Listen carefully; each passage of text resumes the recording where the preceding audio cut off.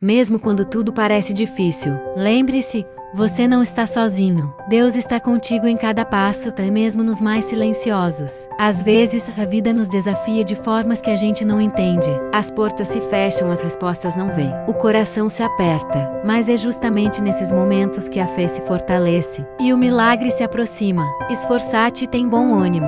Não temas nem te espantes, porque o Senhor teu Deus é contigo por onde quer que andares. Josué 1:9. Não desista. A luta pode ser grande, mas o Deus que te chamou é maior. Confie no tempo dele. Ele nunca se atrasa. Onde há fé, a luz. Onde há luz, a direção. Você é mais forte do que imagina, porque o Senhor é a sua força. Continue, Ele está contigo.